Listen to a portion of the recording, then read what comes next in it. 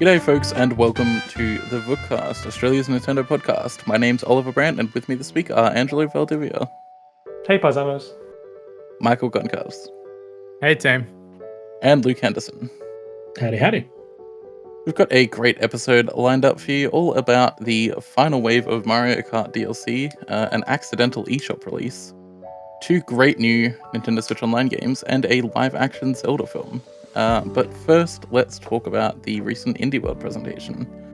In this case, it was actually kind of okay because we didn't record like immediately before the Indie World, like we usually do. But there was a whole bunch of stuff in this Indie World. I think it was probably one of the weaker ones, but we'll get to that a bit. Outer Wilds, which was announced a long time ago, like 2 years now, 2021, I think it was announced. January 2021.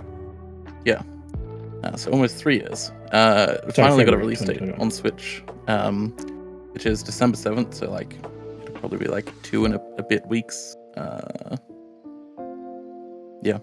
Outer Wilds is an amazing game. Genuinely one of the best indies in recent years. So that's very exciting, and it looks pretty good on Switch. But we'll see how the performance is because it's a Switch. So there's a lot going on in that game.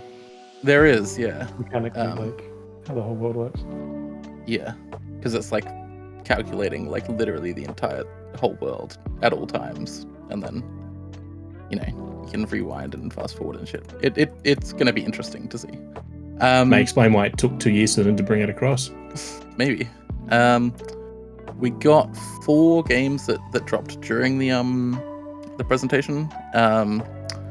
So the most interesting one I think is Backpack Hero, which is like basically like in like Diablo 2, how you have to like organize your inventory because you have like a limited amount of slots and like different things take up different slots.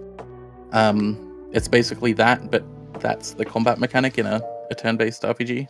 It looks absolutely wonderful. I've been meaning to check it out, but just haven't had the time. It's also a sort of point-and-click visual novel kind of thing called Enjoy the Diner, which is a very interesting art style. There's a sort of turn-based tactical thing, I don't even know how to explain it, called Howl, that has another very, very gorgeous art style. And there's Passepartout 2, which is just a wonderful game where you draw silly little drawings. Those are pretty nice. The Backpack Hero game, what's really interesting about that is that it also hit 1.0 on Steam the same day. There was no release date for it on Steam because it was in early access. So when it was like, oh, it's out now on Switch, the PC version went live to the full release as well. So it's just a nice little thing. And then some other stuff that was announced. A Highland Song, absolutely gorgeous looking game. I'm so excited for it. Comes out on December 5th. Braid is getting an anniversary edition for people who want to submit themselves to that. I only say that because it's got like 16 hours of like commentary from Jonathan Blow, and I just can't imagine who in their right mind would ever want to listen to that. Isn't the game only like 5 hours? Yeah, but there's 16 hours of commentary. A game called Heavenly Bodies, Planet of Lana, The Gecko Gods, which is very, very cute. You play as like a gecko, but it's better than Gex, so that's good. There's Blade Chimera, which is like let me see, that's like the 2D super fast, 2D like Soulsy kind of thing. Star Named Eos, which is like an adventure game. Moonstone Island. There's just so much stuff. One of the more interesting ones is Shantae Advance Rescue Revolution, which was an unfinished Shantae game for the Game Boy Advance that they've finished and now releasing on a whole bunch of modern platforms. They say they've finished it, but they announced this initially for other platforms like a year ago, and it's still not dated. It's like, okay. There's a whole bunch of like cute games. I think Death Trick Double Blind looked really cool as well. It's like a detective game where like a circus magician and an amnesiac detective like work together to like find a missing person. It sounds bonkers. Anyway, as I was saying, this indie world I feel is probably one of the weaker ones. Still no Hollow Knight Silksong, which doesn't exist. But yeah, I mean, there's a few kind of cute games in there, but nothing that was really like a big hitter like we've had in previous ones. But yeah, I want to call it Heavenly Bodies. It's out on every other platform already, but that's a Melbourne-based game, so it was made in Melbourne. So just calling that out for that reason. It's one of those ones where the shoulder buttons and the triggers all control a different hand and foot.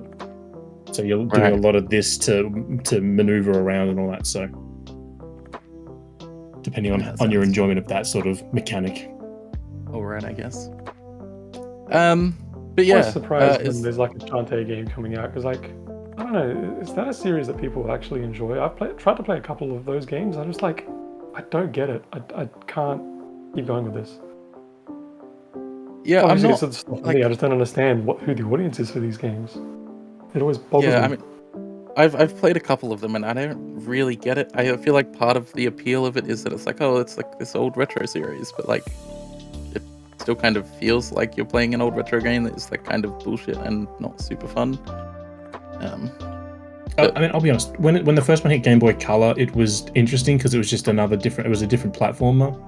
Because all the platformers back then were very one note, whereas this one with the powers was something different.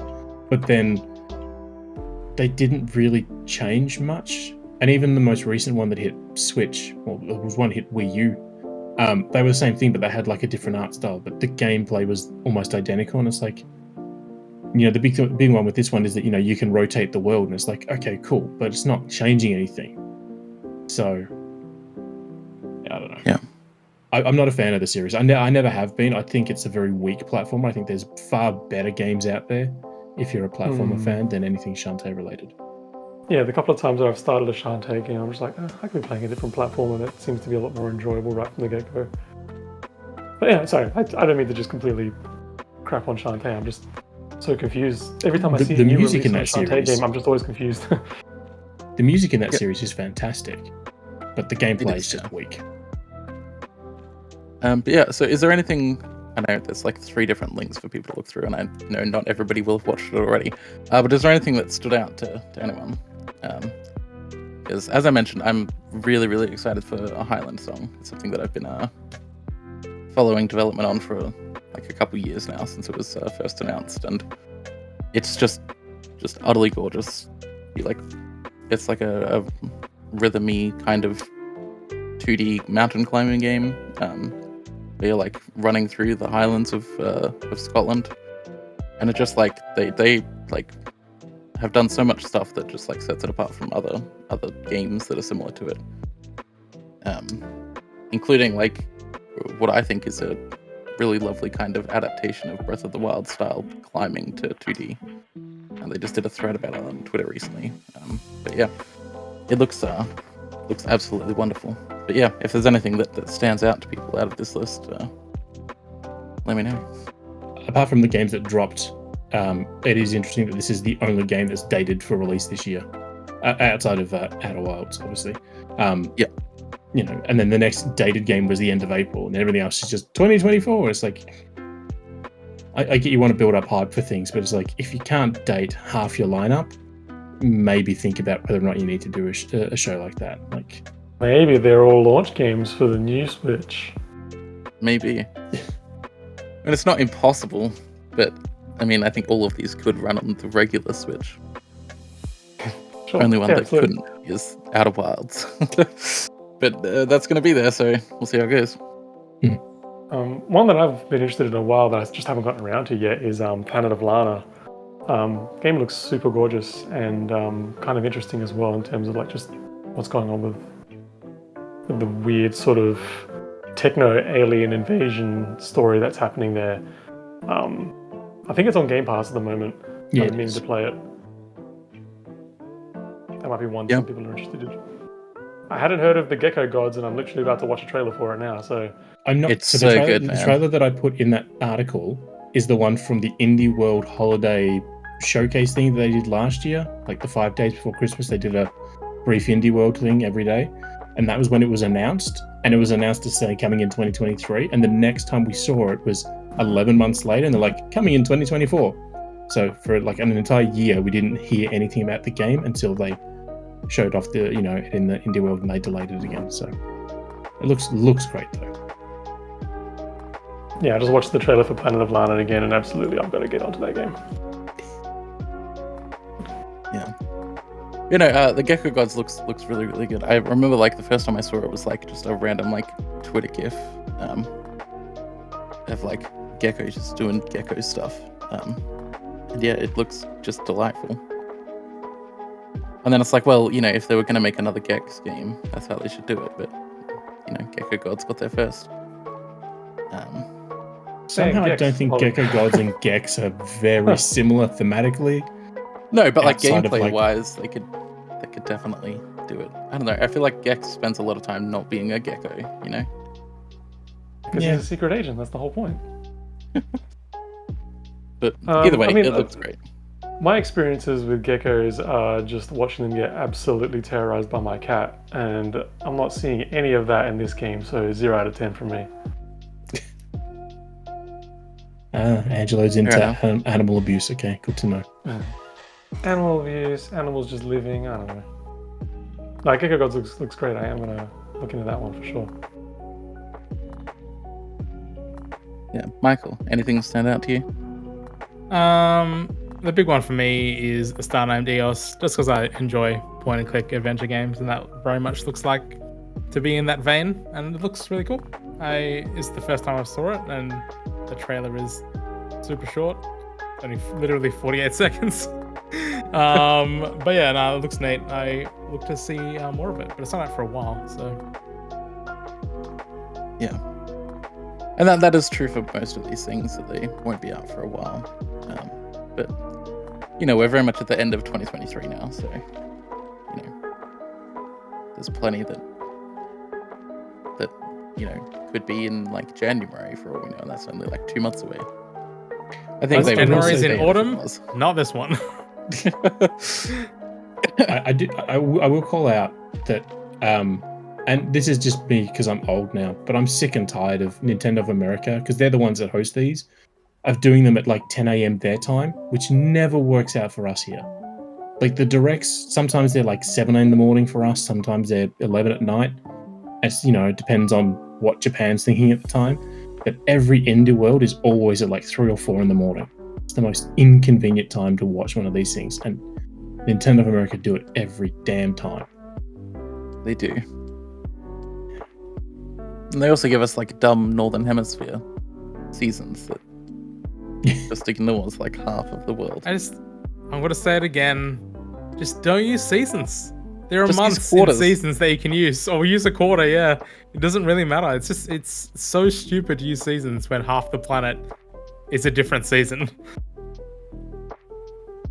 Yeah. If you say that to an American, oh, but it's winter for me. It's like, yeah, but it's not winter for everyone. Oh, and? Let's not go down that rabbit hole. Yeah. All right, moving on. So the 6th and final Mario Kart 8 DLC wave is out. So they added another 8 courses to the game, bringing the total up to 48 tracks over the past 2 years, which I think effectively doubles the track count in Mario Kart 8 Deluxe. Up to 96. Yeah, so the final wave added a bunch of tracks. I mean 8, but there's Rainbow Road Wii, Madrid Drive from Tour, DK Mountain from GameCube. I assume that's Double Dash. Yeah. Daisy Circuit from Wii, Piranha Plant Cove, which is like an original track but is Tour. Bowser Castle 3 from the Super Nintendo, Rome Avanti Tour, and then Rosalina's Ice World on 3DS. It also added 3 characters, because they've been adding characters in recent updates as well. So this one had Funky Kong, Pauline, and Peach Chat, which is just wonderful because 4. You're missing Diddy Kong in there, man. Oh, I am. That's because the article is missing Diddy Kong. But yeah, Diddy Kong. Top quality reporting from Vooks here. Yeah. But yeah, so Diddy Kong is also there, which is cool. Yeah, so this is all of the DLC for Mario Kart 8 Deluxe is out. So Oh, and they also added a new amiibo suit they did, and a whole bunch of all other of the amiibo, people a who whole were, bunch of like- other racing suits for the Mii's, but yeah, they added a Daisy amiibo suit. So yeah, for all those people that were holding out for a Daisy amiibo suit, now you can use that. Yeah. So, how do we feel that this is like wrapping up finally? I kind of lost interest like halfway through, and just stopped playing them on like launch date. Yeah, I don't think I've played. I definitely haven't played the last one. I actually can't remember if I played the one before that. I don't think so. Yeah, I don't think I did either. I played the one with Birdo in it, whichever one that was, Wave 6. no, that was Wave 4. No, That was the one at the start of the no year. way. Wave 6 just came out, so it can't have been Wave 6. Oh, right. I thought there was 8. Yeah, I'm an idiot. Yeah, so Wave 4, that's the one. Yeah, that's the last one I played. And then 5 and 6 is just, I guess, not. I've played them all, but I just like, Mario Kart's one of my games when I've got nothing to play, but I've got like 5 minutes to kill. I can jump in and just do a Grand Prix and just smash out a few tracks. So I've played them, and I'm enjoying it, but those tour tracks, man, they suck. They're so the tour bad. tracks aren't great. They're not good at all. Yeah. How many? I mean, like, are the there? Glad that I've finally stopped seeing new Mario Kart meta videos on my YouTube stream that I've been seeing Yeah. for the past 2 years. So every patch changes something, and then the meta changes. Hopefully that's dead from now on. There were meta changes in this one. Yeah, I know, but I'll see for these ones, and yeah. and that's it. Yeah. So there are two city-based tracks in each wave, so there's 12 city-based tracks in total, which are the ones that kind of suck. The original one's like Ninja Hideaway or whatever it was. Ninja Hideaway, Yoshi's Island. I don't know what it was called, but the one, The ice cream one. Yeah, the dessert one, and then there's the Yeah. bathroom one that just came out. Yeah. In Wave 5. Mind you, that bathroom one, every time I see it, I get Micro Machine vibes from it. I'm just like, if there was a Mario Kart cross Micro Machines game, I'd probably be all in on that one. I mean, that's kind of not really the idea behind the one that you play in your lounge room, right? The little real life go kart. Kind of, yeah. Live. Yeah. Yeah. No, but Micro Machines was so good back in there. Holy crap, I miss Micro Machines. Yeah, I don't know. I don't know how to feel about this. I mean, that means, if we do get a new Switch next year, are we going to get a new Mario Kart anytime soon, or are we still going to be playing Mario Kart 8? Mario Kart 8 Deluxe. Mario Kart- Deluxe. Exactly. exactly. So obviously. So like, this is it. Like, we didn't get any new Mario Kart content really for what, 8 years or something like that, 7 or 8 years, and then they've just released all this DLC. So does that mean we have to wait for new Mario content to come in like another 7 or 8 years? To be fair, at least we now know how many copies of a game Nintendo need to sell for them to give a shit about it. That's true. And it's like 50 million. We need and we also need to find out if the next system's going to be backwards compatible, which I don't know. Well, yeah, because if it's not, then they can sell us Deluxe, and probably will, regardless, But it's even if it is backwards compatible. But to me, it's almost like, or it pretty much is like Smash Ultimate, right? Like, that game just was so huge in the end, and this one has also just gotten so big. 96 tracks, like dozens and dozens of characters. Where do they go from here? Like, do they? Well, that's the thing. I think that many Ultimate tracks again next time. Like, I think an Ultimate version is literally the only way they can go forward. So literally just make a Mario Kart Ultimate, and it's literally everything. But I'd I love to think see them bring in. Sorry, go ahead, Ollie. I was just gonna say, like, I think much like Smash Ultimate, the only real way forward for Mario Kart is to do something radically different. So, like, I don't think the next Smash game is going to be exactly the same as Smash Ultimate, but with different characters and stages.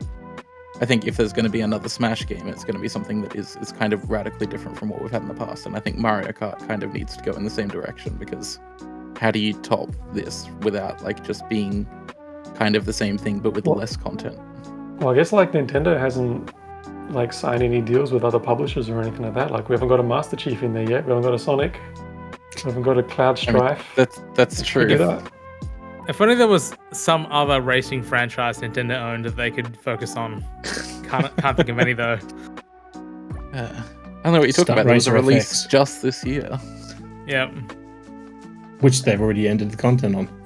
Yeah. I mean, they could just try to do something with Diddy Kong Racing, but that was rare.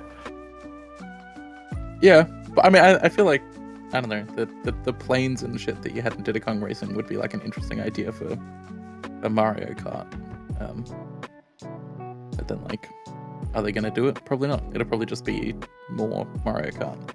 See, they do like triple dash, where like you have 3 characters on a kart. I'm just now imagining like a giant tricycle. But I'd honestly, if they were going to do something, I'd love to see them actually bring the Mario worlds in proper. Because none of the original, like the Super Nintendo tracks, like Donut Plains and all that, they were from Super Mario World on the Super Nintendo. But, now we've got Wonder, we've got, Mario Odyssey, New Super Mario, we've got all these new Mario games, and yet none of the tracks are pulled from those worlds. Like, it'd be something amazing to have a racetrack set in, like, New Donk City from Mario Odyssey, right? I'd love them to start doing that instead of just, adding in Athens or Sydney again. They'll probably put something like the Wonder Flower as a weapon, and everyone's just tripping balls for 30 seconds. That'd be cool. I mean, that would be cool, yeah. But yeah, I genuinely don't know where they go from here, because I feel like in terms of like, the Mario Kart experience, Mario Kart 8 Deluxe is like the biggest and best you could get, right? Like there's not much more you could do with it, and still get like the core Mario Kart experience. They could go back to making a battle mode that's worth a damn.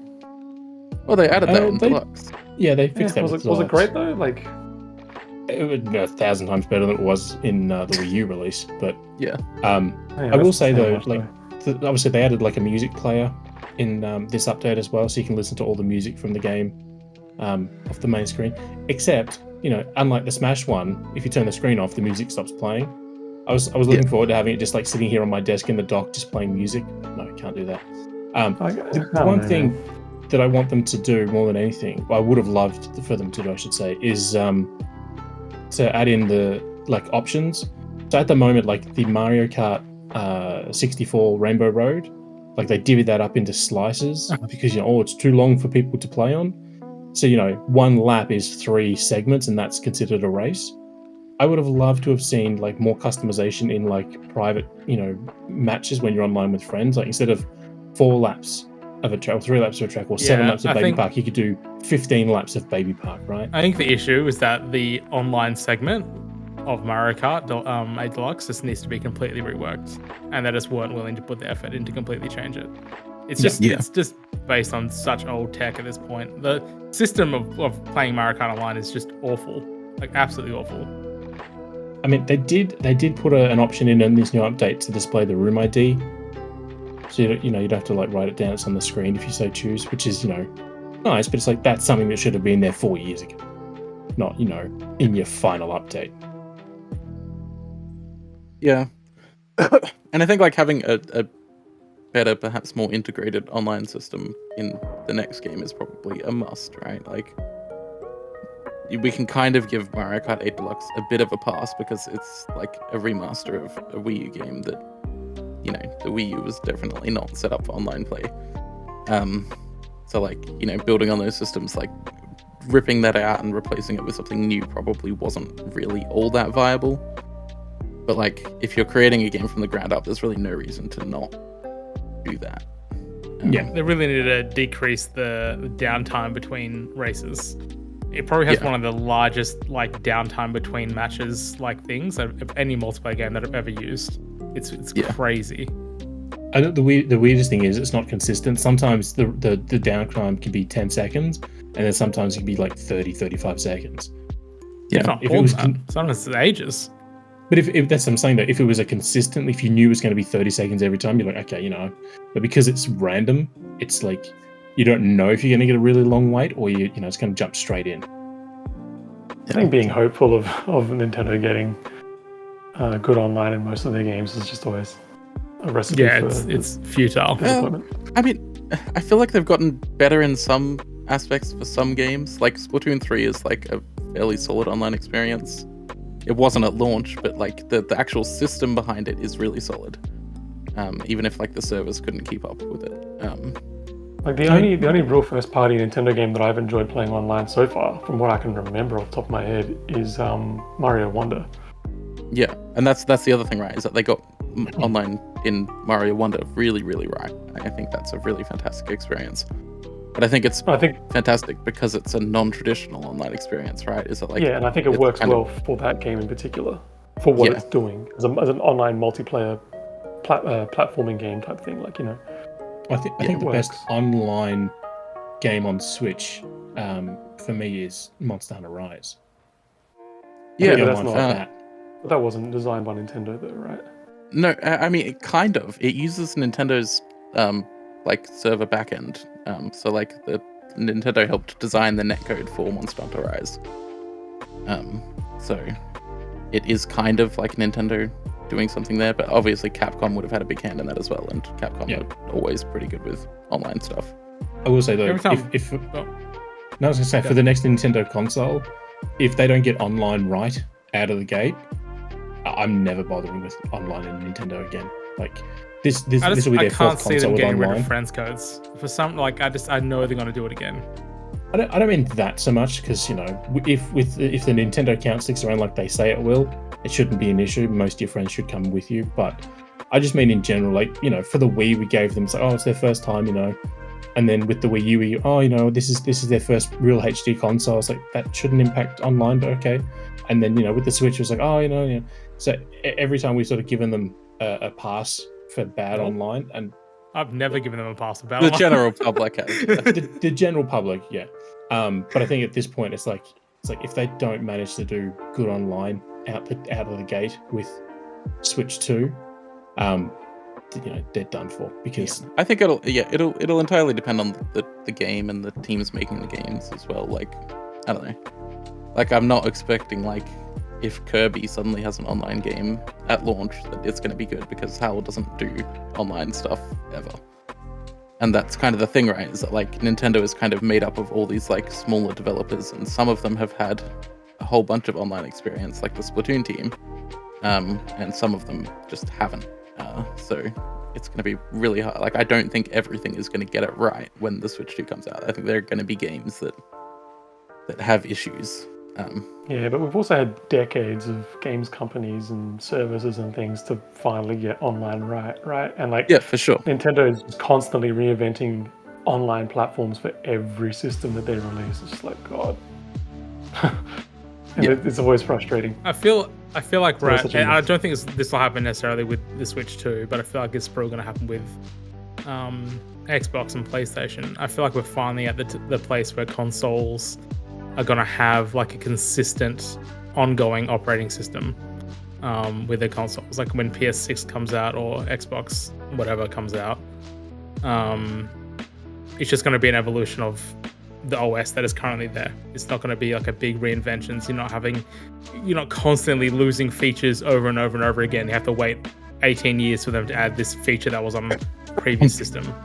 I think that's gone, and hopefully that starts with the Switch 2 or whatever that they're gonna end up calling it. Yeah, I think I don't know. I kind of feel like the Switch 2 is probably going to use very, very similar OS to the first Switch, just because it is like just supremely optimized. Like it uses just so little memory, and like, if they've already got that sort of Linux base that works on ARM hardware, it doesn't really make a whole lot of sense to like rewrite it or like come up with something brand new or whatever. I think it'll probably be largely the same as the Switch, just with some extra visual flourishes in the grand scheme of things.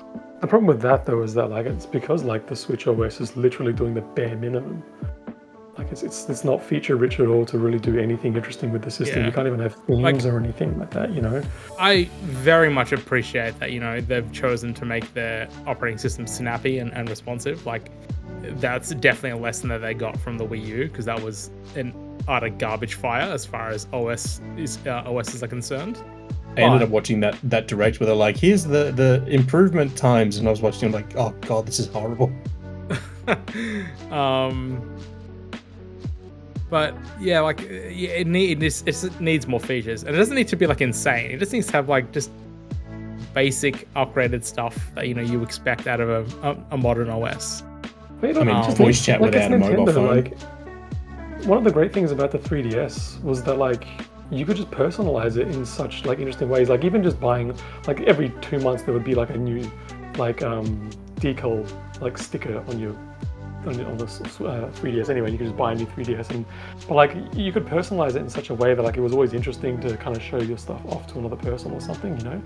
It became like your personal device, almost like a phone, right? Like you look at someone's phone, like you sort of get insight of their personality and what they like.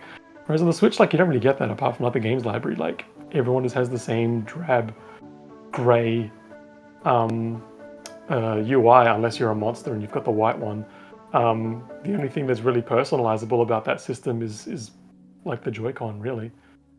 Most people couldn't even buy the damn Animal Crossing edition of the Switch when they really wanted it. So yeah, that's it. Yeah, I mean, I feel like there's such a missed opportunity to really like. Also, just want to point out, personality. I use the white UI. Oh, you're what's wrong with the world, Michael. Yeah, I mean, like, I don't know. I don't really give a shit about personalization because when I get my Switch, I just want to open a game and play it.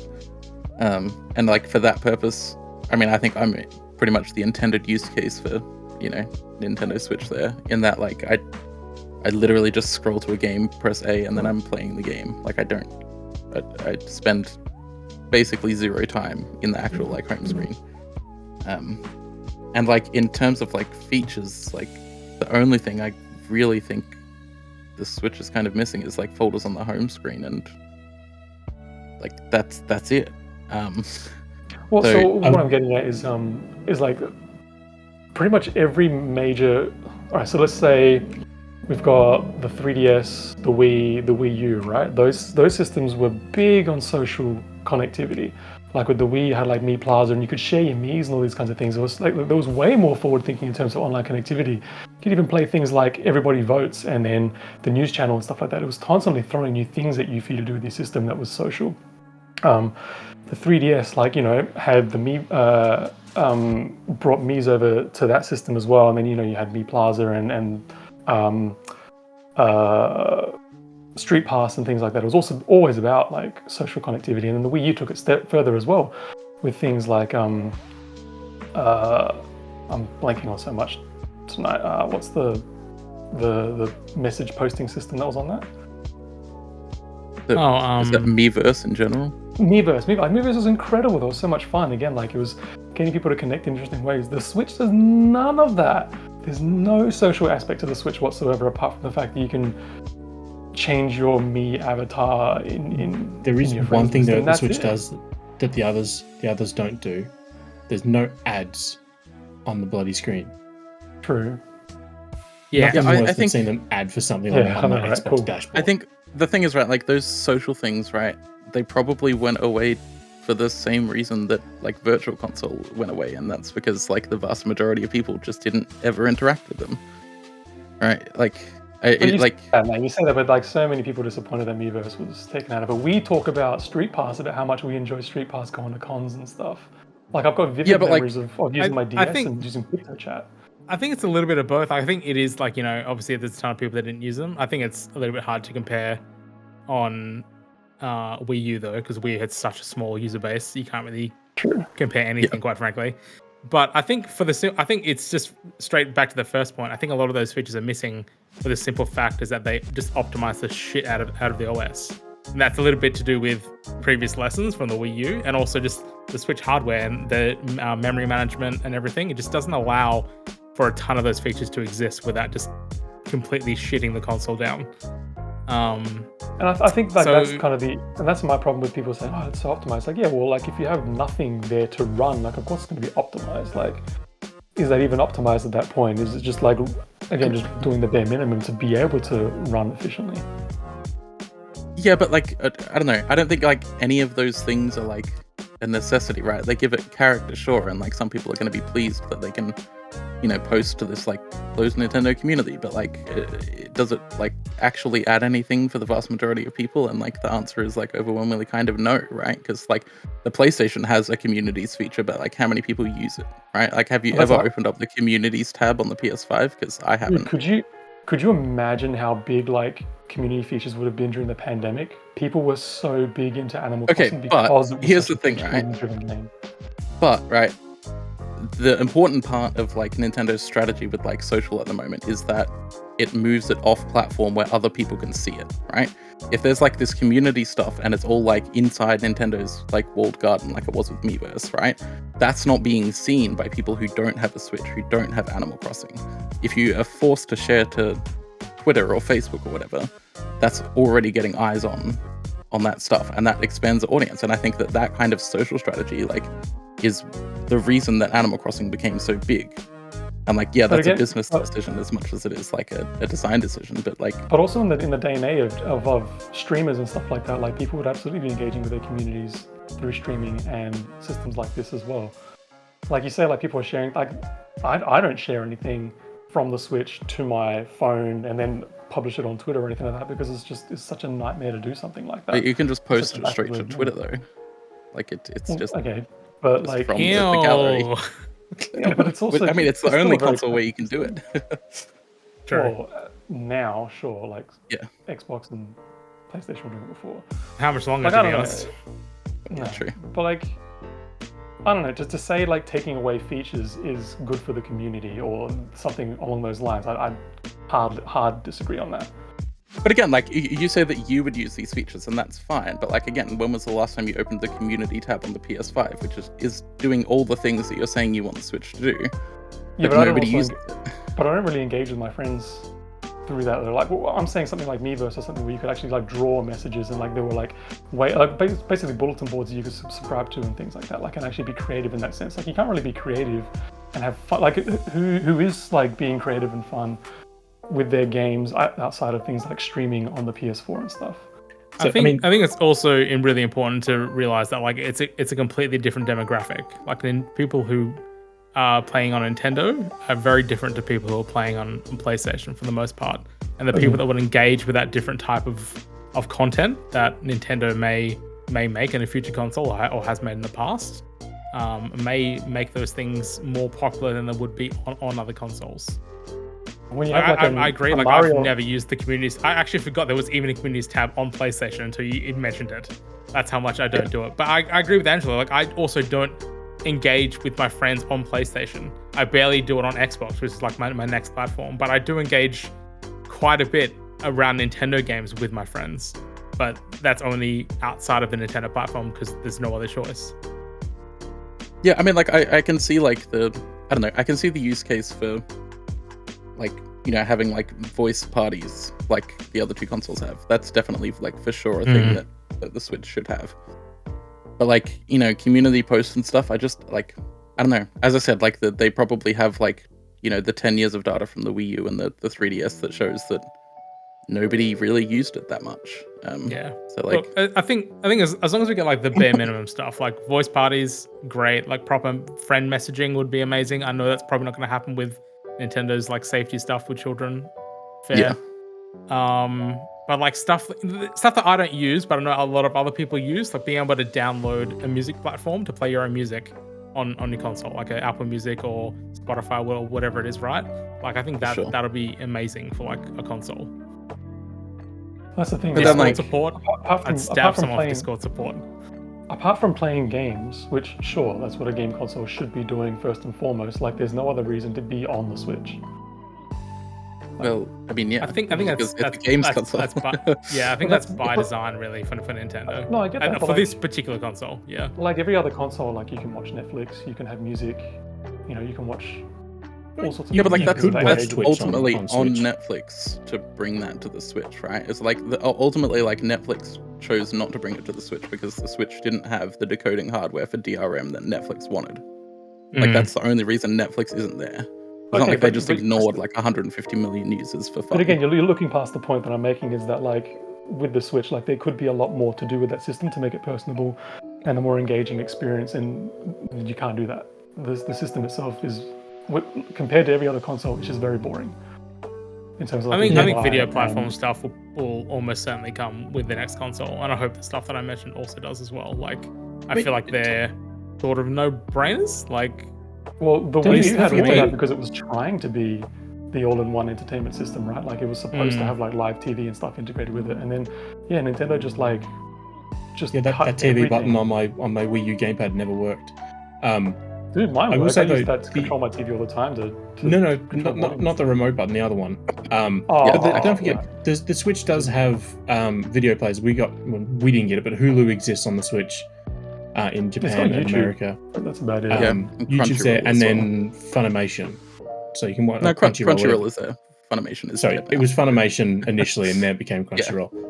So there's stuff on there, but I think the point that I was initially making was that Nintendo's online play side of things is the one that's been all over the place, and they need to make sure they get that right out of the gate. Because as much like I remember the Wii message board thing, every time my Wii Lite would like pulse like once a week or once a fortnight, I was always like, initially I was like, ooh, what's on my Wii? And I'd turn it on and I'd jump in and I'd see. It was like, did you know that this exists? Still do that too, guys, when it happens on my hacked Wii. I'm like, hey guys, I got a message on my Wii. I wonder what it is, and it's always about like some service that's down or something. Also, actually, one time it was a happy Valentine's Day from the creators of the Mi network replacement with a voice message, which was really, really cool. Done with the Wii microphone. It was like the most nerd shit that I've ever seen in my life, but it was amazing. But I love that stuff. I would love for that stuff to come back. But when they were doing that initially, I was that always disk drive is just incredible. Like it was so futuristic. Like Yeah. the little light on there that would pulse, like always looked so cool. But like also just like when it took in discs, it was just dead silent. There has never been any other drive on any other console that has been as silent as that Wii one. if Switch 2 included a disk drive, it would need to use the disk drive from a Wii and the discs from a Wii U. I would love marriage. to have discs on But the Wii U. size of a GameCube disc. Just merge all the consoles. Also contains a chip inside that has all the data. The disc is completely superfluous. There you go. I'm honestly I'm genuinely wondering if Nintendo has or holds the patent to those rounded edges on the discs, because I don't see why every single disc, every Blu-ray, every DVD, every CD should have those edges. Does it probably cost 3 cents extra to make those? Well, And- probably. I'm almost certain, it costs a $0.01 of a cent extra. And when we have Disney not even wanting to release physical media here, they're clearly counting the pennies. But also the disc labels were embossed, right? So it could have just been to do with the printing. Maybe. Were they embossed? Maybe? I don't Well, remember because anymore. they were usually single colored. It would have a single color and it was slightly embossed. You could actually sort of feel the texture on it and stuff. I think some of them were, but I'm pretty sure there's full color Wii U discs. I have to have a double check. I can't remember. But I'm assuming it's they had the choice. They went to discmanufacturer.com and they checked the checkbox of rounded disc edges, which no one has ever done before. And it was absolutely glorious. It's the most satisfying thing. And I just had a thought of the people that make these rounded discs, the folks at WinRAR. When somebody buys a copy of WinRAR, literally these are the same. Yeah, folks, we "Oh my knew God, this somebody bought a checkbox round-" would pay off. Yeah. But yeah, I don't know. I just want Nintendo to get their act together with gameplay online, and same thing with Angelo's point where Switch 2 doesn't need to have every single bell and whistle, but it needs to be a little bit more engaging than the Switch OS. Because don't forget, on the Switch side, they added that stupid Nintendo Switch Online members channel, which is always telling me, here's a notification. You go into did you know there's new icons? I don't give a shit. I've set my one icon and I've not changed it for 4 years. I don't care about Looking at new my things. friends list, though, people do change their icons pretty frequently to those new icons. So it must be getting attention somehow. It would, but my issue is I'm not. to be fair, I'm not doing that. I would trade all the features we've talked about just for the Nintendo Store to A, run well, B, to not have a ton of bullshit on there. A ton of, what's it called? I don't have ransomware Shovelware? stuck in my head. Yeah, shovelware, thank you. Yeah. a ton of shovelware on there. God damn, like that store is completely unusable at this point. I Both think in I'm not speed kidding. and just a number of items. I went the looking through wild the other thing- day, and there's a publisher, Red Deer Games, and I'll say this here, but it was like in the first like 3 scrolls, it was Hentai World Deluxe Edition, Hentai World Premium Edition, Hentai Friends Deluxe Edition, and I'm like, how are you getting so many games on Switch? And I get it's like, And you were they like, just, buy all? yeah, add to cart, add to cart, add to cart. But it was just like a whole bunch of, and then like there was another one, it was like fishing, rah rah rah, and then it was diving, rah rah, and then it's not them, it's car police chase, motorbike, cycle, highway adventure 2023, and it's like the SEO title bullshit needs to die. Yeah, and I mean, like, the wild thing is, right, that like shovelware is like, there's just as much of it on the other platforms as well. It's just like those other platforms are better at hiding it. Yeah. But like, if you like go looking on the PS5, there's so much of that shit, just so much of it. I but- agree. But I never yeah. see it on Steam. I never see it on Xbox. I never see it on PlayStation. But Yeah. every time I go into that goddamn Nintendo store, it's all I see. Yeah, for sure. Thankfully, Vookcast has a weekly list of all the sales and new releases where all that crap is eliminated. We have actually started taking out all of the shovelware shit because it like nobody is getting any value from that. Like, I love the ones where it's like a brand new release and it's a bundle of the same 3 crap games they've been doing. That Red Deer Games, they're the same pricks that are constantly doing a clock and a OS and all that shit. That's them, right? Yeah. So yeah, stupid people. Anyway, Mario Kart, eh? Yeah, really went on a tangent there, huh? When do we not do that? That's true. So, new Nintendo Switch Online games. This is actually pretty cool.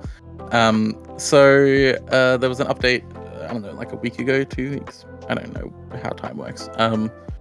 That added 2 really great NES games and 1 like very shit Game Boy game to the Nintendo Switch Online service. So for the NES, there's Devil World, which is Miyamoto's first console game. It's kind of like a Pac-Man-y kind of thing, but has more puzzle elements to it. It's quite fun. And Mysterious Murasame Castle, which is a really wonderful, amazing game. Great music. And then, yeah, it's got incredible music. And then for Game Boy, there's Castlevania Legends, which is a really terrible game. Which, Just with that truly though, awful. there is more Castlevania games on Switch than any other platform. It's true.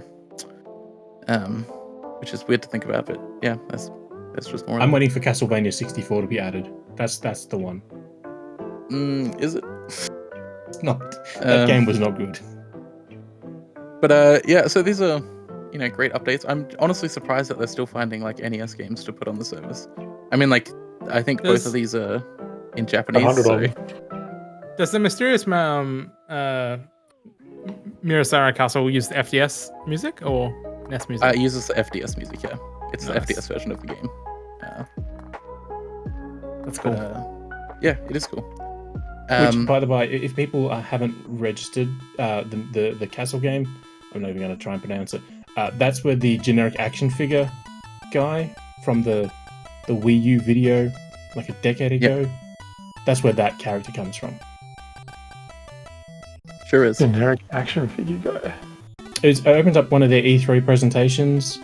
They're doing Smash Brothers or something, and Iwata was playing with this generic action figure, and it became a meme. But yeah, so fun new NES games. I mean, I don't think there's really much to talk about them, but both of these NES games are really good, and you should play them, even though they are in Japanese. So, Well, they don't actually have any sort of real text or anything in them, so they're like well, simple games to play. yeah. I mean, like Murasame Castle does, but it's like not crucial to actually playing the game, so Yeah. it really doesn't matter. It's not like we got like Dragon Quest or something Yeah. from Japan thrown on there. But yeah, also don't play Castlevania Legends because it is really just the worst Castlevania game. Having played all of the Castlevania games, it's the worst. The music is a bop though. The music is a pop. I love the music in Castlevania Legends. So just like let it like play out, but don't actually play it. just like quickly on that topic, are there any like NES or Game Boy games that people are waiting to see? I feel like we're kind of exhausted most of the NES games. Golden Sun. Yeah, I'm talking about classic Game Boy. Keep dangling that carrot. There's so many.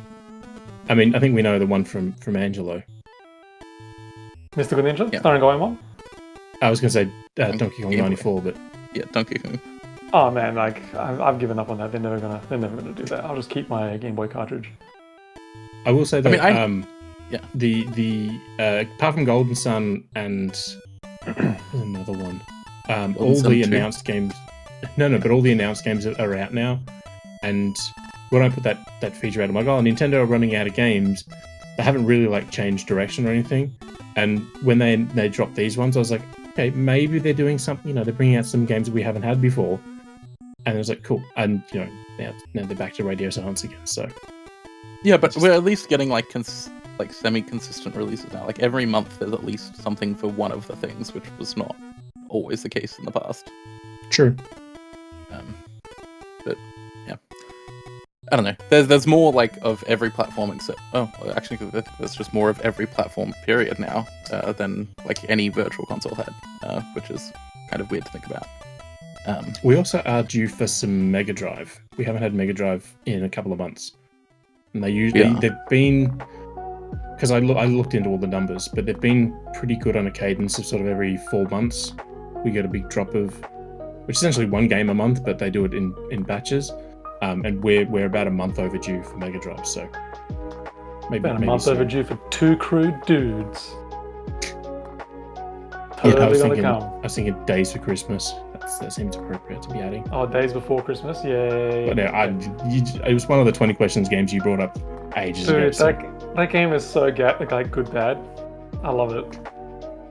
It's worth like $200, or worth. People. It goes for list 200. it. Yeah, Yeah. for $200. Who knows if anyone's actually spent that much on it? Yeah, I mean the last Mega Drive game we got was Revenge of Shinobi, which is a decent game. Shinobi like bang on Sega consoles. All right. One last thing before we move into our feature discussion. This is such a long episode, but it's fine. A long episode. Yeah. Well, we didn't That's record not a last different fortnight, so yeah. Turok 3, there's a bit of a weird situation there.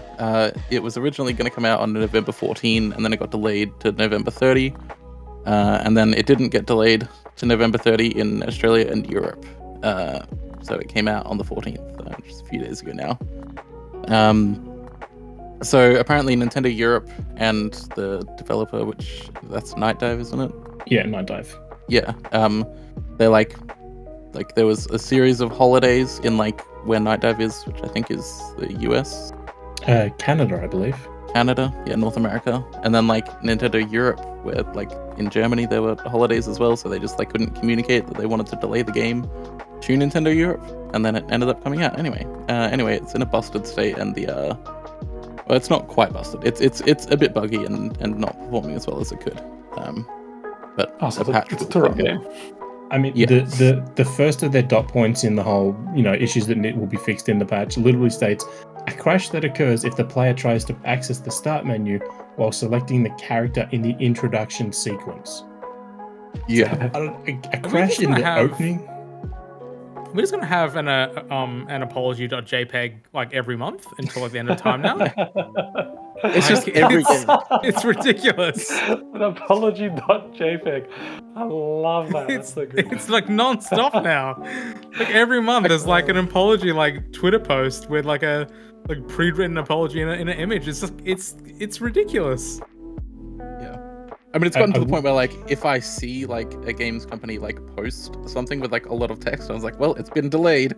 But, like, sometimes it's not. Sometimes it's just like, oh, yeah, thanks for, like, your support. We're ready to launch. But, yeah, it just, like, it happens so often now. I feel like every single game is, like, getting this apology.jpg, as you say. I will say, though, Vook's put out a tweet that, we're getting constant delays, day one patches, roadmaps of content fixes and updates and all this. And then Mario Wonder released, and there's not a single problem with it. Yeah. Yeah, That's the again, thing, like, it hasn't had an update, but that game was probably made like 2 years ago. Like that's the thing about like a lot of Nintendo Switch games is Yeah. they'll make a game and they'll just sit on it for an extended period of time and they'll be like, oh yeah, all right, let's finally release this bad boy. yeah. Like how long Gotta was say, on a Pikmin 4 total- done for? Years. Total side note, I was just watching the Turok 3 trailer. I gotta say, like low bitrate voice samples is such a vibe. Like it really Yeah. brings me back to like a different time. Man, It's honestly like kind of disappointing that like games that try to like mimic that style don't mimic the like low bitrate voice clips as well. It's like it's such an easy addition to like make it feel like it's from the era, but none of them do it. Yeah. I feel like in the day and age of like AI upscaling or just general improving of older content and stuff, like we're going to be getting less and less of that, which is Yeah. a real shame. Yeah, there's like 100% going to be like some kind of like AI improvement for like audio that's going to like artificially increase the bitrate and make it sound vaguely human. And it's going to be like a real big loss for re-releases like this. Yeah, so if you're an indie working on a retro style game, just lower the bitrate of your voices. It's so easy to do. Anyway, Yeah. featured discussion. Jesus, it's Give it to taken us one so of us, long to we'll get do here. Yeah, we'll fuck up the audio. We're really good at We'll that. do a sound check for the Vookcast and we'll break the audio. All right, feature discussion. So this is kind of a news thing as well. But Nintendo has announced that a live-action Legend of Zelda film is in production or starting production or whatever. Anyway, it's been in development for many years. I think Miyamoto said that he's been like thinking about it or talking about it with the producer Avi Arad for like 10 years now. Something that he really wants to get going. So it's been co-financed by Nintendo and Sony Pictures, which is always kind of funny, honestly. Given Sony owns PlayStation. Yeah, so Avi Arad, who's produced so many things, is set to be producing it. I thought we'd just sort of discuss the prospect of a live-action Zelda movie, because I feel like there's no way it's going to be good. I just don't see it. Before we do that, I just want to call out the director's already been announced. It's not one of those ones where they did it with the animation. They announced it, and then it took like 2 years for us to know the directors. Wes Ball is the director for the movie. That's right. Yeah. He directed all 3 of the Maze Runner games, Maze Runner trilogy movies, and the Rise of the Kingdom of the Planet of the Apes, whatever the hell that one's called. Yeah, It's out in April. He's directing that movie, one. Yeah. Just without the rise. Oh. There's so many of those bloody movies lately. Rise of the Dawn of the Kingdom of the Planet of the Apes. There you go. That's the one. That's it. But yeah, so good directors, done some good movies. Yeah. So Deadline also reported that there was a writer attached. see but I don't really. when I say good, I mean they're watchable. Movies are fine. They're watchable. They're not like The some Maze other Runner movies series where is okay, but I think like directorially, it's pretty mid. Like it's not. It's very tame, but I feel like that's kind of the source material. I think Kind of we'll needed to be see tame. how good or bad it's going to be depending on Kingdom of the Planet of the Apes, because the prior 3 films are excellent. I think they're slept on so hard. They're absolutely amazing films. If he fucks up the 4th one, I'm going to be very angry about it. Yeah. That is also par for the course for a Planet of the Apes movie. So I guess we'll see. Yeah, I know, right? Yeah. But yeah, so I don't know. I just don't see any way that this can be good. I just don't like Mario was fine, right? And like Detective Pikachu was fine, but like Zelda is like one of those things that like I don't know. The vibe is kind of like something that really only feels like it can be pulled off in like games or like an animated series. Yeah. And I just hang on. There's been a Zelda animated series, and that wasn't exactly, a smashing success. Okay. But still. Also, like realistically, Zelda is quite violent, like as a game, and this is gonna be a family film because, of course, it is, and that's gonna be problematic as far as like the action is concerned. No, man. I mean, like, if they aim for more of an Ocarina of Time kind of vibe, like, which arguably they might, because it seems to be the most accessible kind of Zelda that really took off, apart from like the Breath of the Wild games, obviously. but they really took off for kind of different reasons. And looking at the guy's directorial history, his biggest, most prominent projects are the Maze Runner series, which are young adult dystopian future type films. Why would they get this director if not to do something along those lines? So it could be something of a slightly darker tone. That's what this says to me. If they choose to go with a live action film, if they're going to do something way more kid friendly or family friendly, it would just be another animated film, and they could do it in the style of Breath of the Wild. So I think either way, live action is a mistake. I think it should have been animated. But I kind of look to Detective Pikachu is a really good example of a live action game adaptation that's kind of done well, right? Because it does have that sort of darkness to it, but I would argue that it's probably the darkest Pokemon media that we've gotten just through virtue of how it was shot and how it was produced. But then can you do that with Zelda? When he's hacking people into bits? But also maybe. I think I never finished Detective Pikachu, but I remember it being kind of received kind of lukewarmly. People are oh, it's good, but it's a bit too kid friendly. Blah blah blah. It doesn't really engage with adult audiences too much. Whereas a lot of adults really enjoyed Detective Pikachu, and I think that the tone difference between those two are very, very different. So again, I think as a film, to me personally, Detective Pikachu worked so well because it did differ itself quite a bit differently from the game, at least artistically. Sure, maybe the story is at least a little bit similar to the game from what I understand. Yeah, it's mostly the same, yeah. Yeah, but visually, it was completely different, right? It was a darker tone. It was also a smaller scale story in terms it follows, a smaller group of characters, but it's set in a larger world. So maybe they'll do something similar with this game. That's the thing about Zelda is at least in the last two that we got on the Switch, you only really meet a handful of characters and they're kind of backdropped by this huge expansive world. If they can do something similar again, they can really focus the last two down. Were Tears of the Kingdom and Skyward Sword HD. I'm talking about Breath of the Wild, sorry. And, I know what you meant. I still consider Skyward Sword a Wii game, but those games, you do meet so many other characters and things, obviously, but they're very periphery characters, not mainstay characters, kind of in typical Zelda games where you have I think Zelda, Link, and Ganondorf. I'm intrigued to see if they draw on a already done story. I'm going to assume they're going to do something original. I'd be very surprised if they don't. Yeah, they pretty much did with the Mario Brothers movie. Yeah. So. But let's face it, the Mario storyline is pretty much the same in every single game. Nothing too. They did the whole isekai thing, so Yeah, fish out of water. Legally anime. Anyway, I think the biggest barrier I think for the Legend of Zelda live action movie is that fantasy is really kind of hard to get right. I can own high fantasy with elves and magic and shit. I can name a handful of films that have done it well. And 3 of those are Lord of the Rings.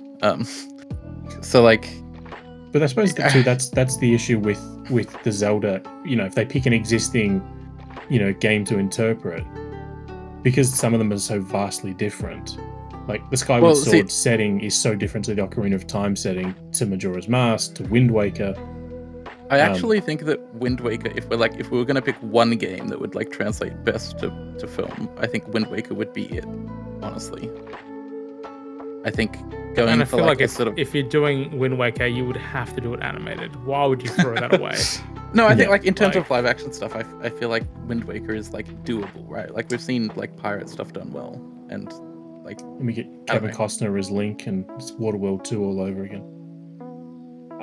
After watching, sorry, I was just gonna say after watching the One Piece Netflix live animated series, which is very good by the way, and everybody should watch it.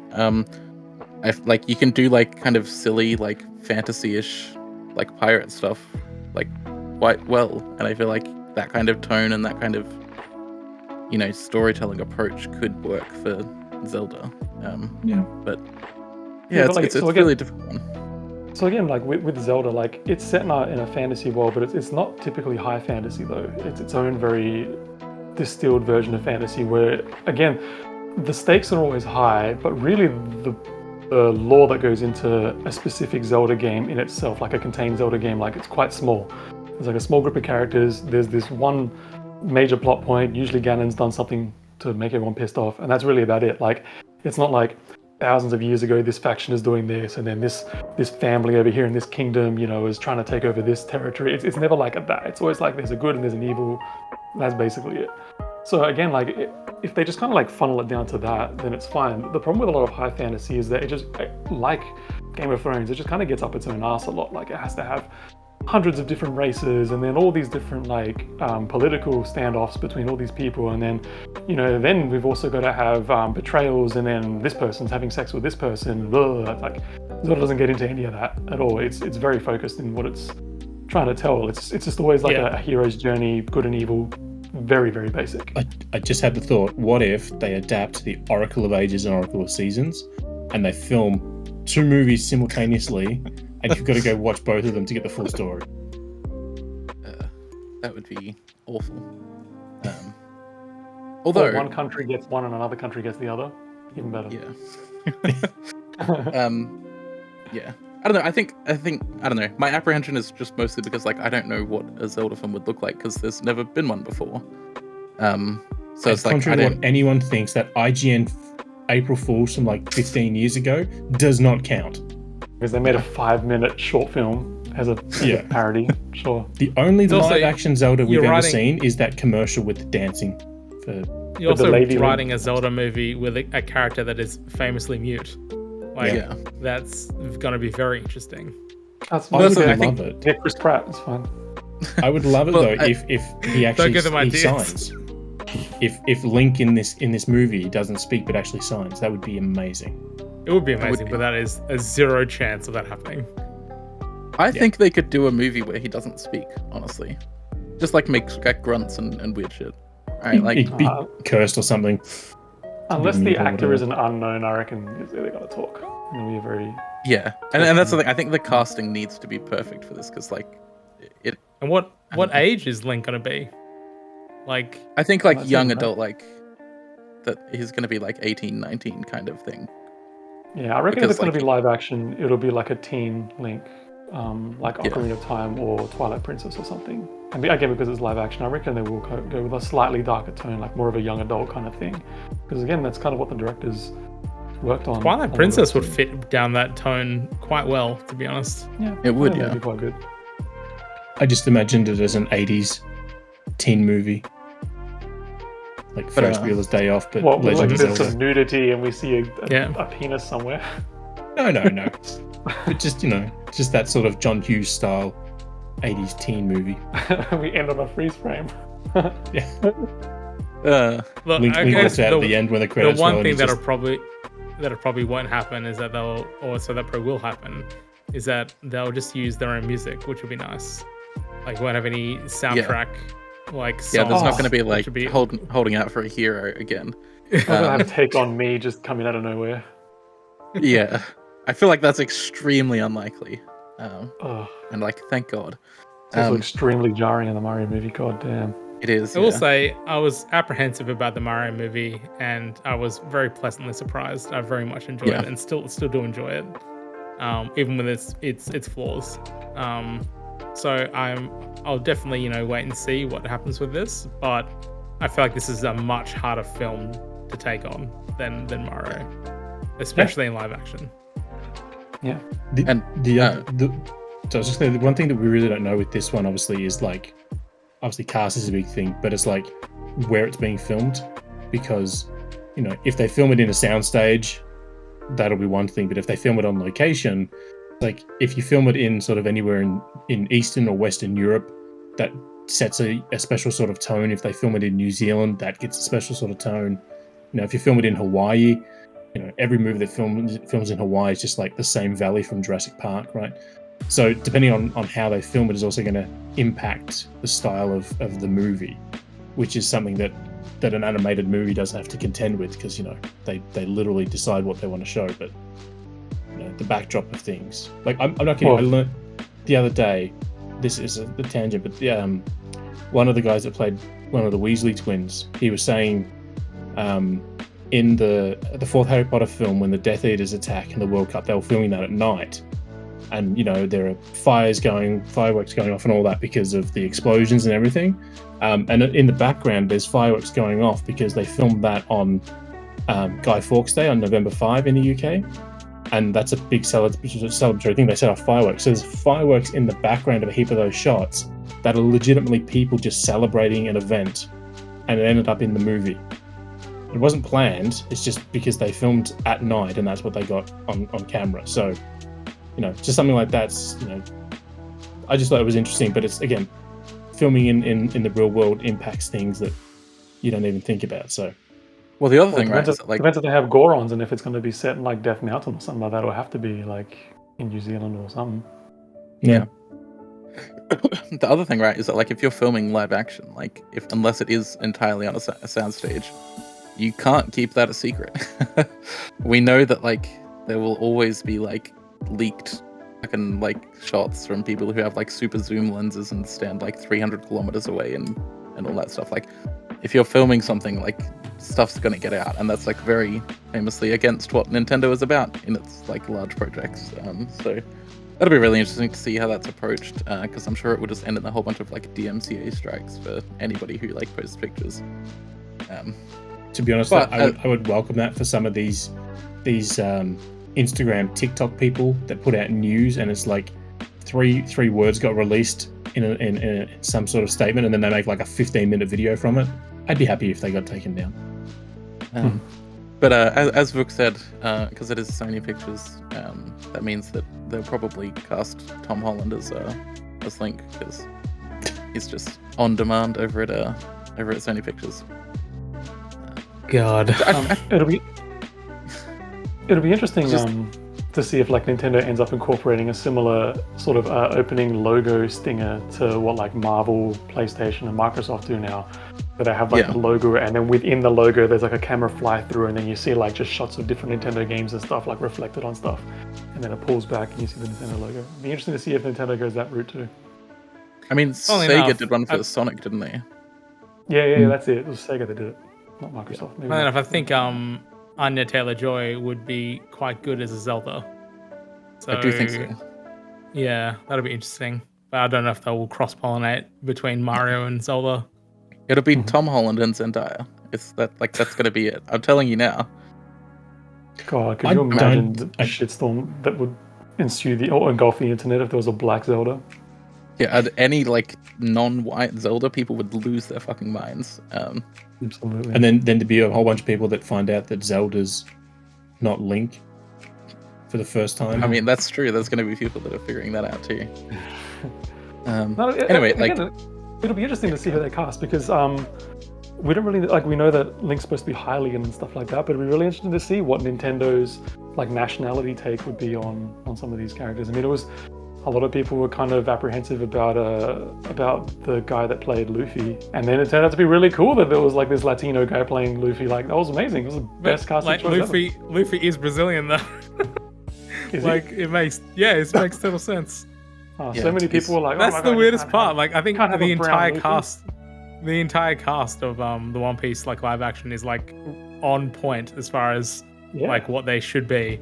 And people just don't understand that, because people just think if they're seeing anime, then everyone inside the anime is Japanese, which makes zero fucking sense. Or white.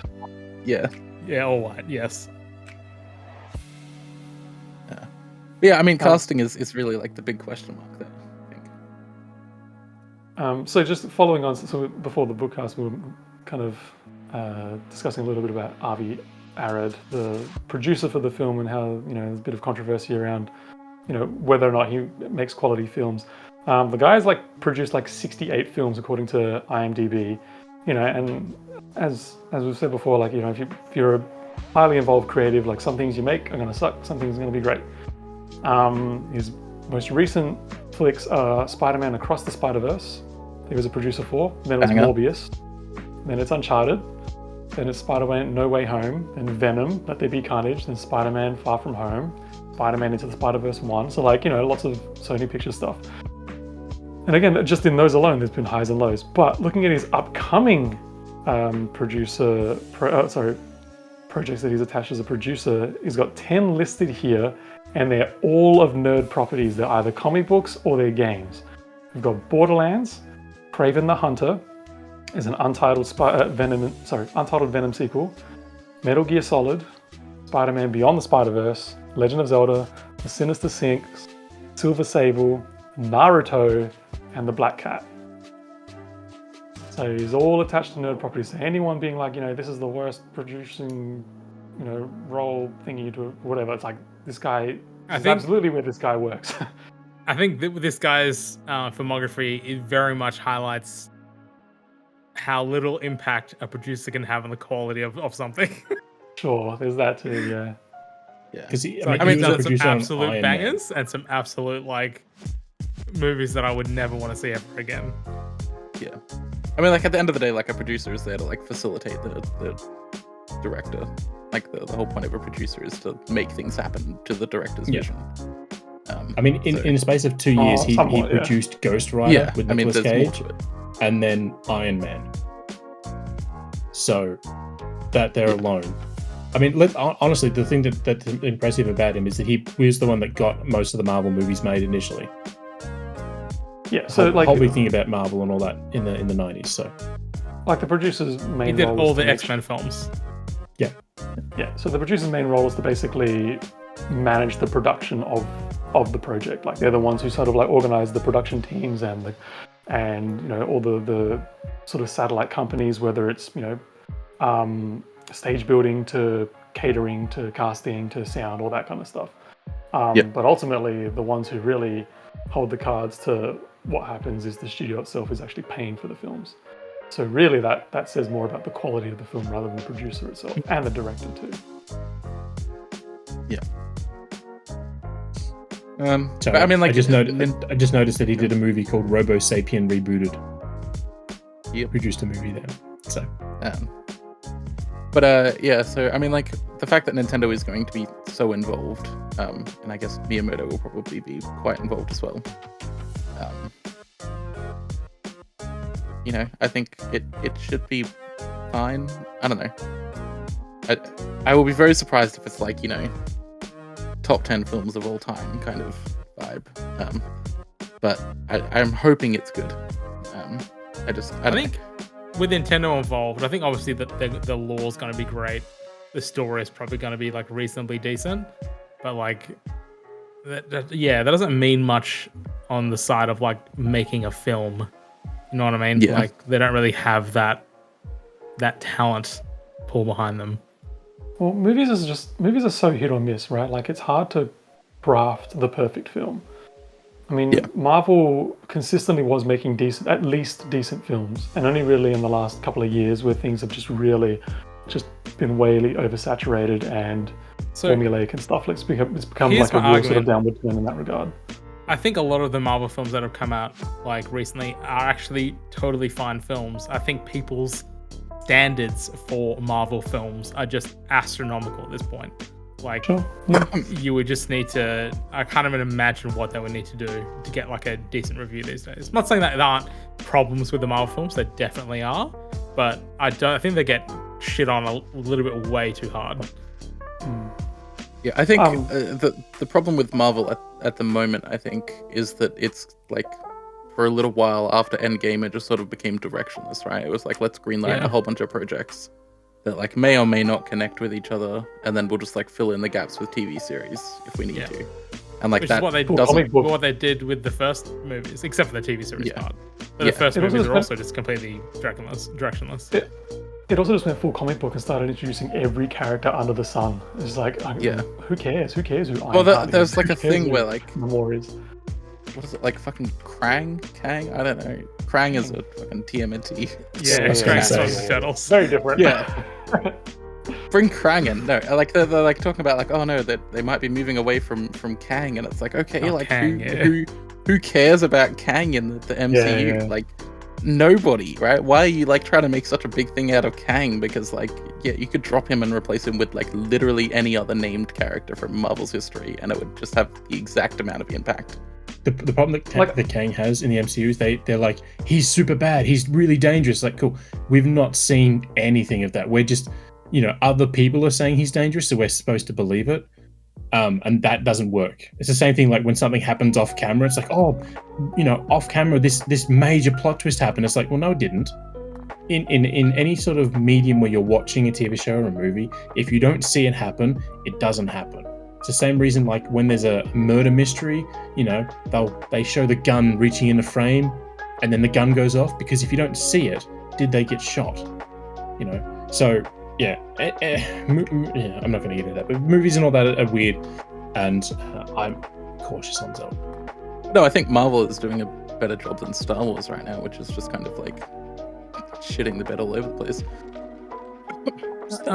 Star Wars, when they actually do make a film or a TV show, do fairly well.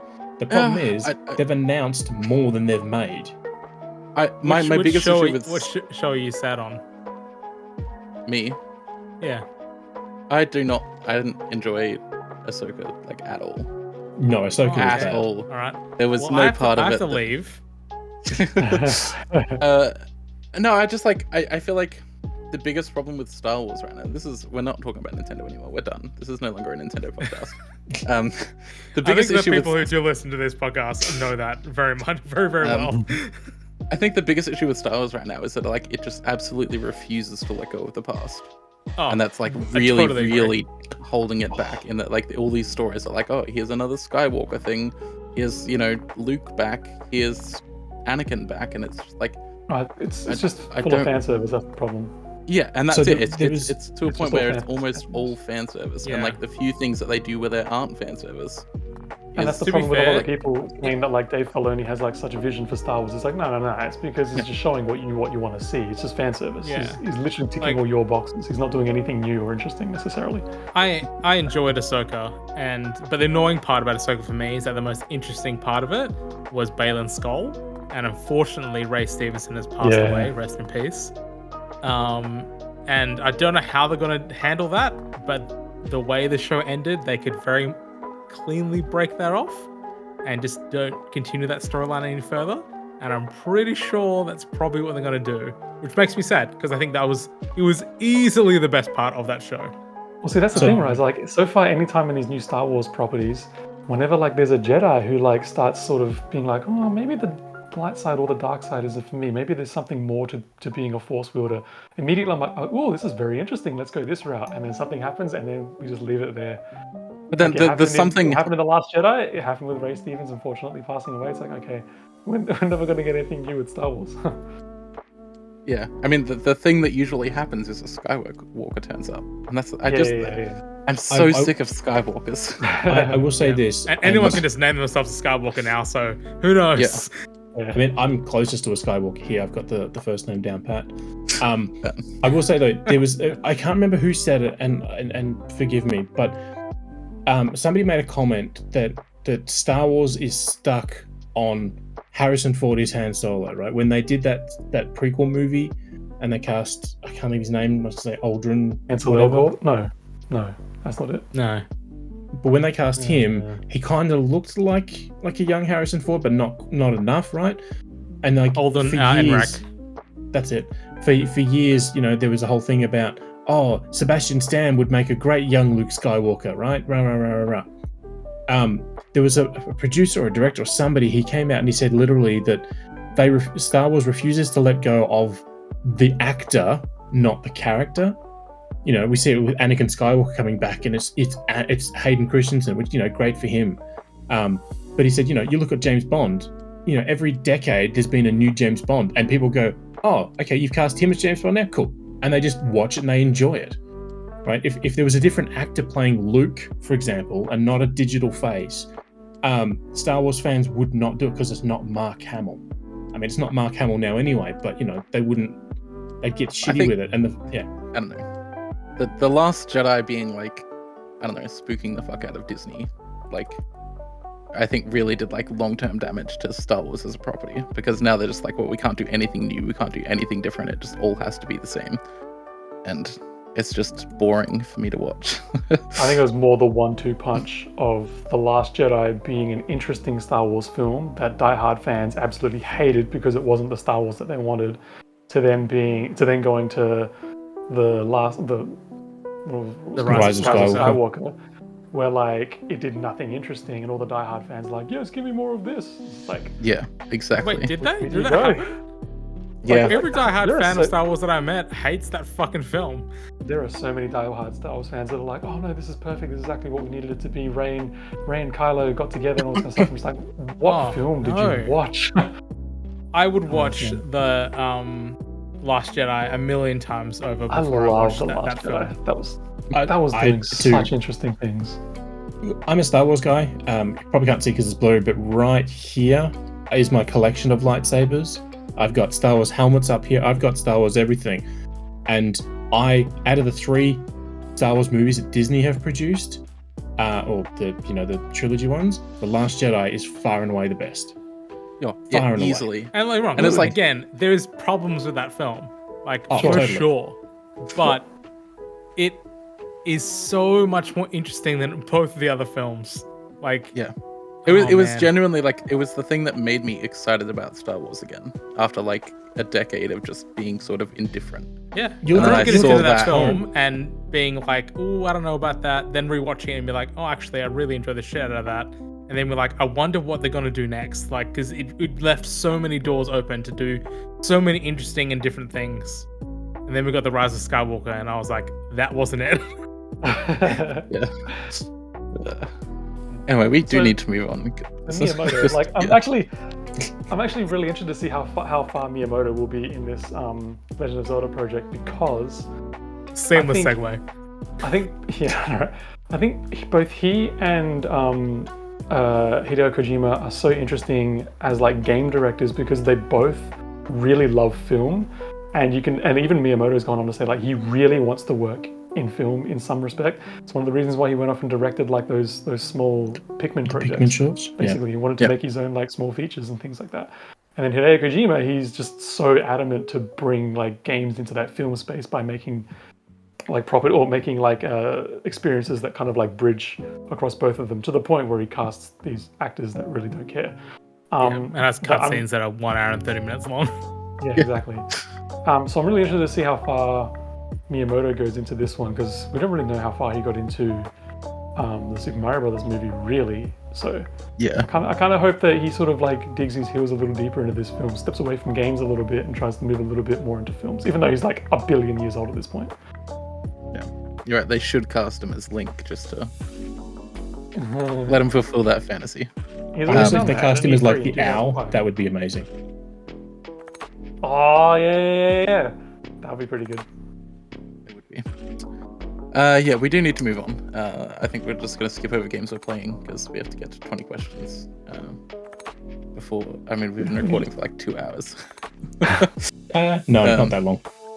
I mean, Craig says it's been 2 hours. Yeah, No, but, that's 1 hour and like every 40 other minutes. podcast, we talk about a billion hours before we start recording. So That's true, yeah. Yeah, we'll get into 20 questions regardless. Luke, you are the answer person. Yes, I am. Need my stuff ready. Yeah, I mean, I assume we're going to start with the same stuff that we always do. I don't know. Are we? Oh, we'll just go for a guess right off the bat if we want to Go mix for things it. up. But anyway, no, I'm ready, so we can begin whenever Alrighty. you want. all right, was this game released after on or after January 1st, 2010? No, it was not. I hate the way you guys phrase that question. It always bothers me. It needs to be specific, otherwise, like, Yeah. what if something comes out in a It very doesn't, it specific doesn't. time You frame? just- It never does. Look, But was this game first released in the 90s? No, You're it was such not. an asshole. That's all you have to say. Was it released in the 90s? Luke, was it? No, it was not. Okay. So that means it's like 2000s, right? Or before. Or before. I mean, it could be Yeah. before. 80s or 2000s? Is that right? Yeah. Yeah, 80s 80s or or 2000s. 2000s.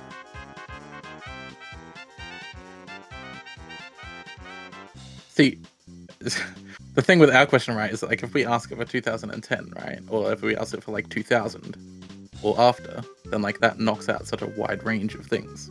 reviews just say like 90s, that's only like a decade. If we say January 1st, 2000 or later, and it's not that, then that gives us like 23 years that were just eliminated. That's why the specific questions are better. I think we're smart enough though to be able to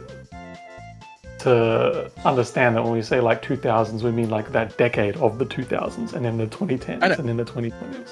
What I'm Please saying don't is call that me we cast a wider net if we have those specific this date or after. Anyway, that's not important. Let's break it down. Was this game released? In the 80s?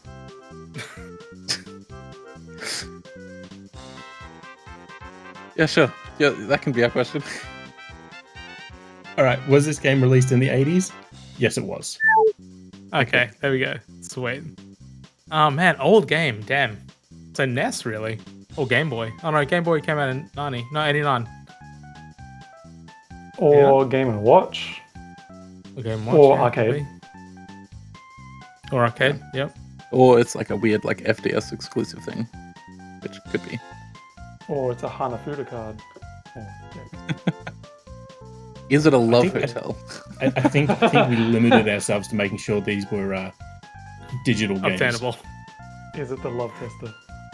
Was this game released on the Nintendo Entertainment System or various? Yes. Okay. Okay. Oh. I knew what you were going for with that question. So are we including the Famicom? Yeah, that's what I was about to clarify. I like all NES the offshoots. Okay, so 8-bit. Oh, there's so many NES games. Goddamn.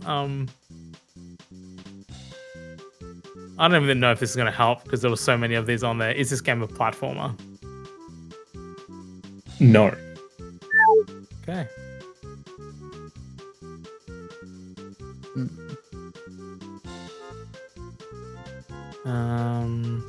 Was this game developed in Japan? Yes, it was. I mean, that's most like early NES games.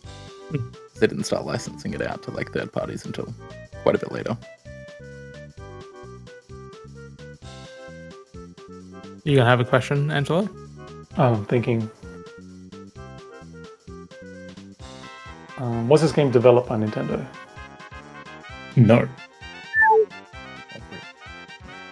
It's a tricky one. I wanted to ask published, but yeah, they were pretty much all published by Nintendo. Except for like the ones by like the ones that were kind of bootlegged by Tengen or Atari. Did this game receive the official Nintendo seal of quality? That's not a real question, by the way. I was going to ask, did this game release in PAL regions? Yes. Did Tengen games get the seal of quality? Anyway, I asked that because I know that like the pool of NES games in PAL regions is like much smaller than North America or Japan. Would this game be classified as an action game? Yes. So apparently a lot of Tengen games had their own seal of quality, not the Nintendo seal of quality. The Tengen seal of quality? Sounds legit. That's so funny. Yeah, exactly. Great. A seal that was stuck on with Clag, I assume. Probably.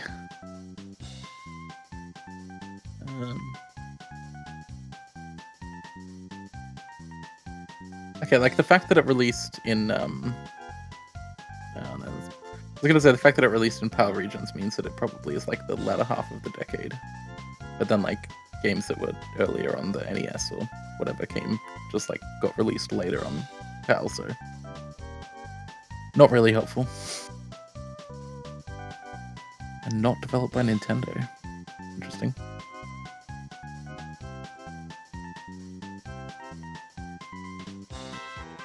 Was this game developed by Konami?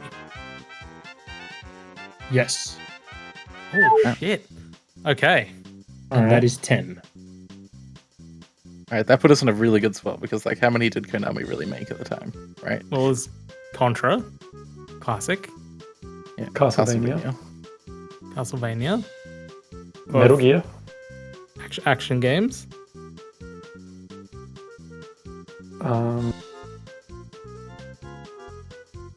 Surely there were a bunch of shooters, or some shooters. They did some like licensed stuff, but I don't know how many of that. Yeah, there did is. they? Like, Did they have the turtles? TMNT? Yeah. Yeah. I was gonna say, was it? Should we ask? Was it a We licensed can game? ask, Konami yeah, was we can ask if it's licensed. Yeah. Yeah. Was this based on a licensed property?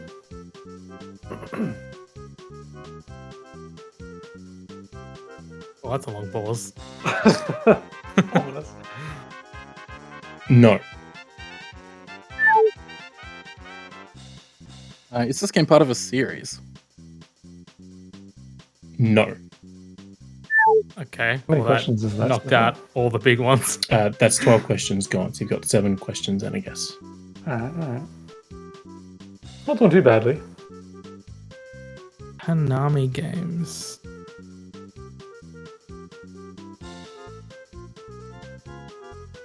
So it was a platform. Oh, We did, didn't we? no, action game. It's an Not a action platform. game. Oh, sorry. So it's not a It was that Castlevania game. Adventures of Bayou Billy game. Yeah. That's like a NES classic, and I feel like that's right up Luke's alley. Can I Yeah, just- that has all sorts of like weird different gameplay types, right? Like it's like a mishmash of different things. I think Can I just so. I clarify? barely remember anything about it. There you go. Let's clarify. In terms of an action game, because we're talking about 8-bit games at this point, what constitutes an action game separating from something like either a shooter or a platformer?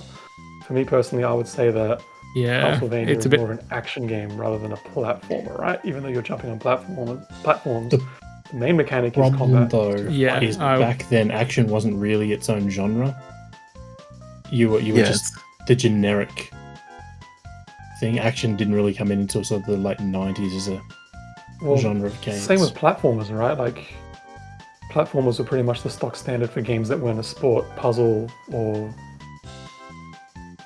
really sport or puzzle games. Like, most games were They went like on a beat 'em side-scrolling. ups and stuff as well. but using yeah, modern labels, like you wouldn't consider this game a platformer. Like if you look at Mario, for example, you'd go, "Cool, that's a platformer, right?" So using the modern label, you wouldn't consider this a platformer, but there are Okay. action-based elements. So, what Okay, I'm so getting here's the from thing, that right? is that it's not a side scroller. I mean, I think Well, you'd have to ask if it's side you can still side scroll in an action game. That's my Yeah. point, though. Whereas Luke was saying, like, in the modern confines of game genres, like, we wouldn't classify it as a platformer. Yeah, but like I guess- Zelda Indeed, 2 isn't a platformer. But I it's think still you'd an probably- action game and side scrolling. A lot of people would probably classify the Bayou Billy game as like a beat 'em up, maybe. I guess I could have been more specific. I mean, It has here's a the thing, ton of right? Stuff in there as well. Like, yeah, it's quite varied. Do any of us know any non-series, non-licensed Konami games that released on the NES that aren't Adventures of Bayou Billy? Because like we could be walking down this road and like we could clarify it down, but if we don't know any others, then it doesn't I'm really trying matter. I'm trying to think of a question I can ask to clarify Bayou Billy, but I barely remember the game. Like, I don't think I've even played through it. I think I've just like loaded it up on an emulator like a few times to check it out. I mean, could it be like a sport game or a racing game? Did Konami do any of those in particular? I can't Well, it's think an of action sports game, games. yeah. Did a couple, but if it's an action game, like Oh, is it action? Sorry. In my head, I was thinking Yeah. it wasn't an action game. I don't know. No, it was an action game. Disregard. yeah, it is an action game, yeah. Okay.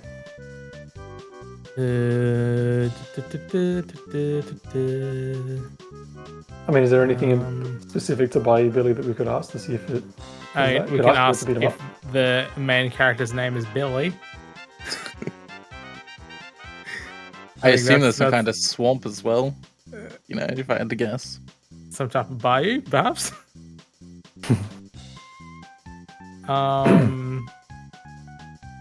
God, I'm really trying to remember. I feel like I hate getting down to the cheapness of asking like something about the title of the game, but like we get so stuck in it sometimes. Like I don't really know what else to do. We could ask the meta question early. Oh, we could ask it early. It'll either be by Billy or we're wrong. If you consider it more of a beat 'em up, you could ask it as a beat 'em up. I mean, I feel like it has beat 'em up elements in it. Okay, I'm gonna ask that before we ask the in this game, are you beating him up? Does this game also have what people would classify as beat 'em up elements? Yes. Okay. Meta question then? I think we have to. All right.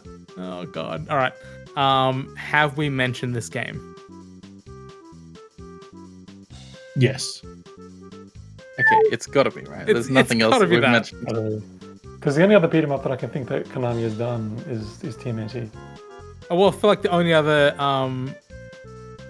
at the time games we've mentioned from Konami was TMNT, Contra, Castlevania. That's it. Metal Gear. And one of them's licensed, and two of them have in a series. Yeah. Well, they're all in a series. All in a series, yeah. Yeah, go for it. Haven't mentioned any other ones, right? No, I don't think so. Rip off that Band-Aid. How many questions do we have left? 5 questions and a guess. So early. Guys, I'm scared. I think you got it. Okay, I don't think it could be anything else. Do it. All right. Is this game The Adventures of Bayou Billy? This game is Dark Adventure. No, I'm kidding. This game is The Adventures of Bayou Billy. Okay, good. It's Dark Adventure. I was like, what the fuck is Dark Adventure? It is a side-scroller beat-em-up by Konami. Never got into it. Oh my god. Okay. So The Adventures of Bayou Billy was originally released as Mad City in Japan. When it was ported across to the Western audience, it was given its title, The Adventures of Bayou Billy.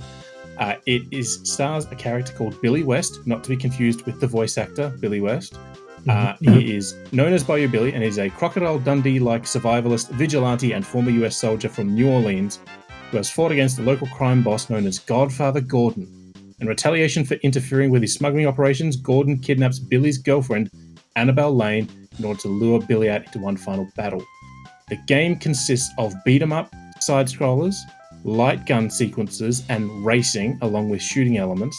It also appeared in Captain N in one of the episodes, and it got a 8-month comic run. Wow. So when you said, is it licensed, I was like, hang on, there was a comic. Did the comic come first or did the game? No, the game came first, the comics came after the game. So there you go. Nice. That was a good one, Michael. You nailed it. Man, the cover art looks so I know. weird.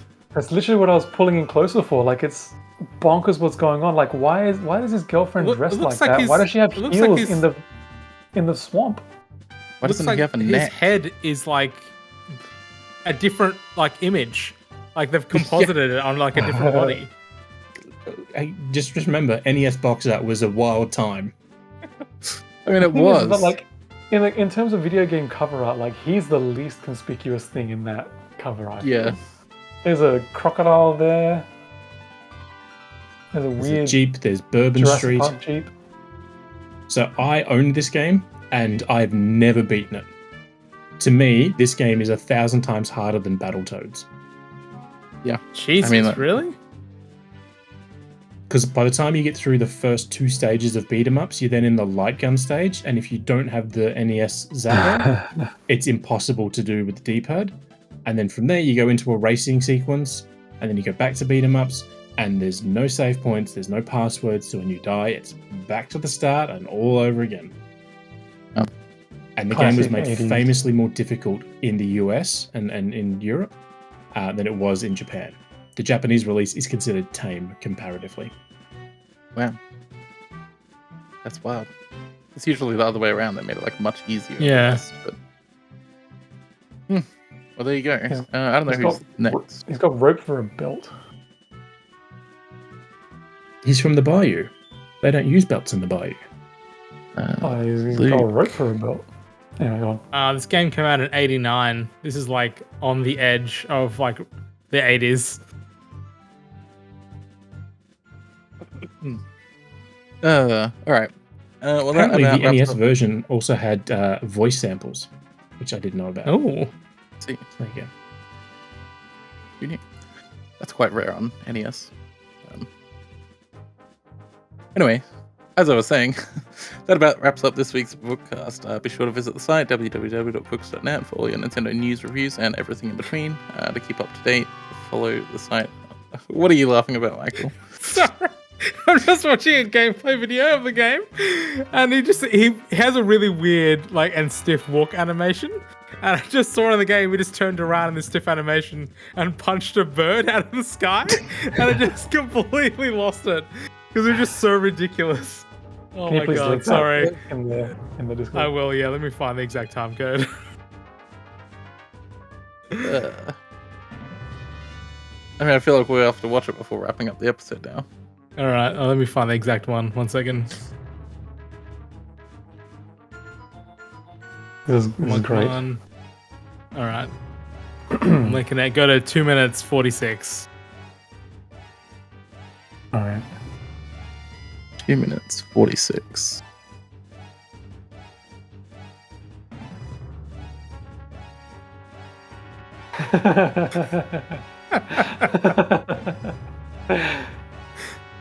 I love that he's still capable of doing like a ninja fly kick in the bayou. Why is looks this nothing like walk Zelda. animation so weird?